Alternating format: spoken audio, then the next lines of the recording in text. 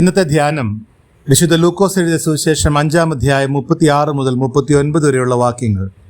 Reformation, A call for renewal, നവീകരണം, പുതുക്കത്തിനുള്ള വിളി. നമ്മുടെ ആധ്യാത്മിക ജീവിതത്തിലും സഭാ ജീവിതത്തിലും പഴയ രീതികൾ എത്രത്തോളം സുരക്ഷിതമായി തോന്നിയാലും ദൈവത്തിൻ്റെ ആത്മാവ് നമ്മെ ഒരു പുതിയ ഒഴുക്കിലേക്ക് ക്ഷണിക്കുകയാണ്. പുതിയ വീഞ്ഞും പുതിയ വസ്ത്രവും ഉപമയാക്കി യേശു നമ്മെ പഠിപ്പിക്കുന്നത് ഒരു തിരുത്തൽ മാത്രമല്ല, ഒരു വിപ്ലവകരമായ പുതുക്കലാണ്.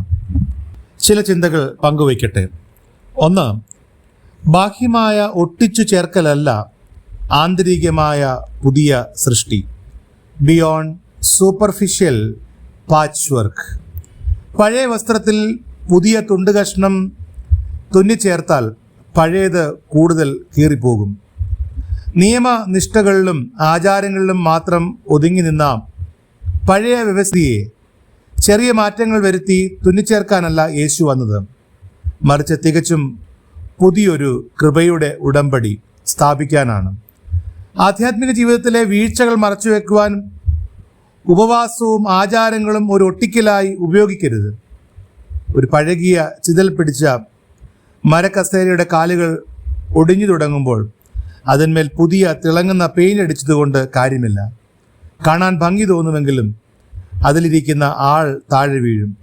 അതുപോലെ നമ്മുടെ ഉള്ളിലെ മനോഭാവവും ഹൃദയവും മാറാതെ ബാഹ്യമായ ദൈവഭക്തിയുടെ പെയിന്റ് അടിച്ച് ദൈവരാജ്യത്തിൽ ജീവിക്കുവാൻ കഴിയുകയില്ല.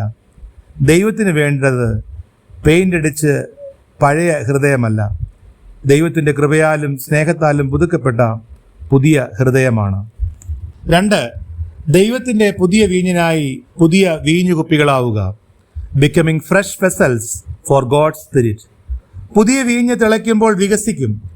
പഴകിപ്പോയ തോൽക്കുപ്പികൾക്ക് അതിനനുസരിച്ച് വലിയാൻ കഴിയാത്തതുകൊണ്ട് അവ പൊട്ടിപ്പോകും. അതുപോലെ പഴയ ആചാരങ്ങളിലും പഴയ ക്രമീകരണങ്ങളിലും വാശിയിലും ഒന്നും ഉറച്ചു നിൽക്കുന്ന കഠിനമായ മനസ്സിന് ക്രിസ്തുവിൻ്റെ സന്ദേശങ്ങളെ ഉൾക്കൊള്ളുവാൻ കഴിയുകയില്ല. ദൈവം നമ്മുടെ ജീവിതത്തിൽ പുതിയ കാര്യങ്ങൾ ചെയ്യുമ്പോൾ അതനുസരിച്ച് മാറാനുള്ള വഴക്കം നമുക്കിന്നുണ്ടോ? ഉണങ്ങിപ്പോയ കളിമണ്ണിൽ വെള്ളമൊഴിച്ചാൽ അത് കുഴയാതെ ഒടിഞ്ഞു പോകും. എന്നാൽ ഈർപ്പമുള്ള പുതിയ മണ്ണ് കുശവന് ഇഷ്ടമുള്ള രൂപത്തിൽ മാറ്റിയെടുക്കാം. ഇതുപോലെ കഠിനമായ ചിന്തകൾ മാറ്റിവെച്ച് ദൈവത്തിന് വഴങ്ങിക്കൊടുക്കുന്ന പുതിയ മണ്ണാകാൻ നമ്മൾ തയ്യാറാണോ? 3. നിർബന്ധിത ഭക്തിയല്ല, ക്രിസ്തീയ സന്തോഷത്തിൻ്റെ ആഘോഷം.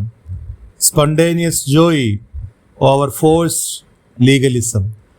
ആധ്യാത്മിക ജീവിതം എന്നത് ഒരു വലിയ ഭാരമോ വെറും ചടങ്ങുകളോ അല്ല, അത് ക്രിസ്തുവിനോടൊപ്പം സന്തോഷത്തോടെ ജീവിക്കലാണ്.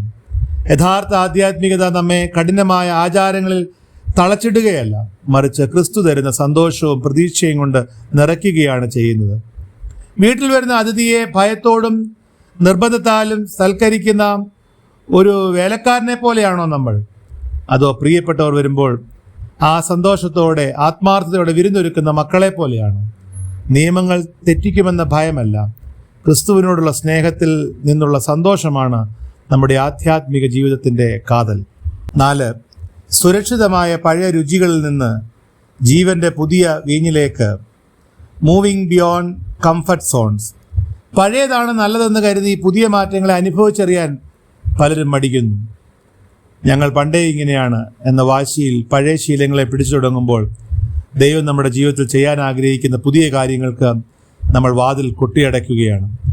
നല്ലതിൽ മാത്രം തൃപ്തരായി ഒതുങ്ങിക്കൂടിയാൽ ദൈവം നമുക്കായി കരുതപ്പെട്ടിരിക്കുന്ന ഏറ്റവും മികച്ചത് നമുക്ക് നഷ്ടപ്പെടാം. തിരമാലകളെ കണ്ട് ഭയന്ന് കരയിൽ തന്നെ നിൽക്കുന്ന കുട്ടിയെപ്പോലെയാണ് പലരും. ഭയം മാറ്റി കടലിലേക്ക് ഇറങ്ങിയാൽ മാത്രമേ അതിൻ്റെ ആഴവും ഭംഗിയും ആസ്വദിക്കാനാകൂ.